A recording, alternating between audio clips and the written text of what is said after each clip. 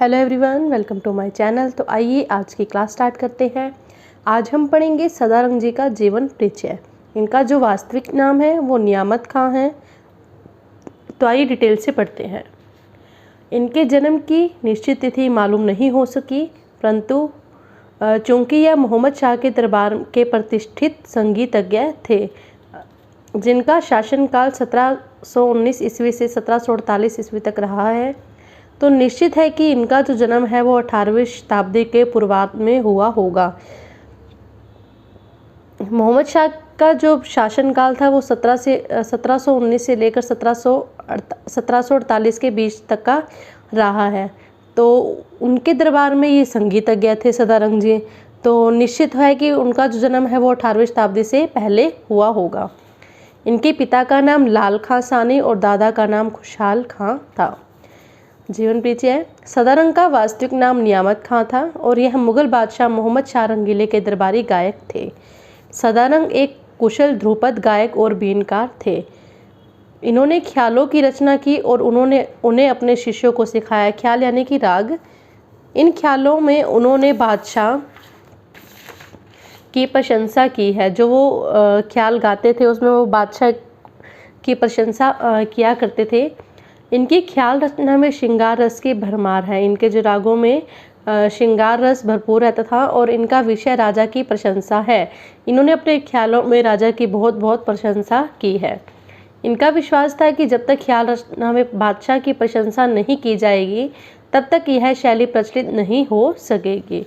सदारंग ने ख्याल शैली को अपने समय में ही लोकप्रिय बना दिया। जो राग थे आपके ख्याल थे, ये सदारंग को काफ़ी लोकप्रिय बनाने में इनका सहयोग रहा है। तो हालांकि वह स्वयं ख्याल नहीं गाते थे, इन्होंने ख्याल रचना ध्रुपद गायकी को आधार बनाकर की। इसके विलंबित ख्याल में ध्रुपद की गंभीरता और ठहराव था। स्थायी अंतरा गाने के उपरांत कार उकार के उच्चारण से राग का वास्तविक रूप प्रकाशित किया जाता। बोलों को कलात्मक ढंग से गाते हुए समय पर कला चातुर्य दिखाते हुए खूबसूरती से आना, मार्मिक स्वरों पर ठहराव, इस सब कल्पनात्मक सौंदर्य ने इस शैली को सजीव बना दिया। इस कल्पनात्मक सौंदर्य के कारण यह शैली आगे जाकर ध्रुपद की प्रतिद्वंद्वी बन गई। संगीत को देन। सदारंग 18वीं शताब्दी के संगीत के क्रांतिकारी परिवर्तनशील के अन्वेषक माने जाते हैं। इन्होंने कई ख्यालों की रचना कर उसे लोकप्रिय बनाया और यह शैली आज की सर्वश्रेष्ठ शैली बन गई है। कहते हैं कि इन्होंने 1800 ख्याल रचे, यानी कि 1800 राग बनाए और जिनमें से 900 अपने शिष्यों को और 900 अपने खानदान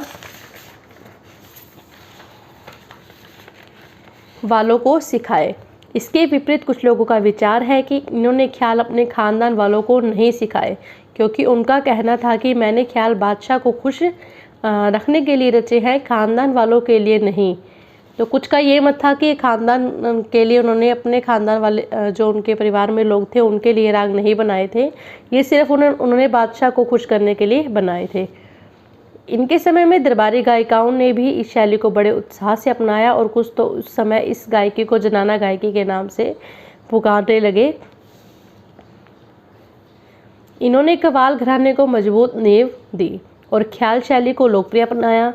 इस ख्याल शैली के विभिन्न घराने भी बने और फिर इन अलग अलग घरानों में संगीत का भी विकास हुआ।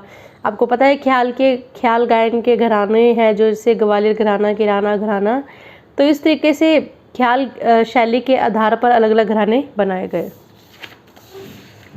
यह वीणा और ध्रुपद में प्रांगत थे और उनकी प्रवृत्ति भी इजाद आविष्कार करने की रही है। इन्होंने वीणा वादन और धमार की शैली में भी कुछ आविष्कार किए हैं। यह उस समय संगीत के प्रशस्ति स्तंभ बने जब पिछले काफ़ी समय से संगीत का विकास मार्ग अवरुद्ध हो चुका था। यदि हम कहें कि तानसेन के बाद सदारंग की क्रांतिकारी प्रगतिशील रूप में संगीत का उद्धार करने आए तो अनुचित न होगा। इस उच्च कोटि के कवि ने कोमल पदावली वाले कई अच्छे ख्यालों की रचना की जो आज तक सुनने को मिलते हैं। Thank you.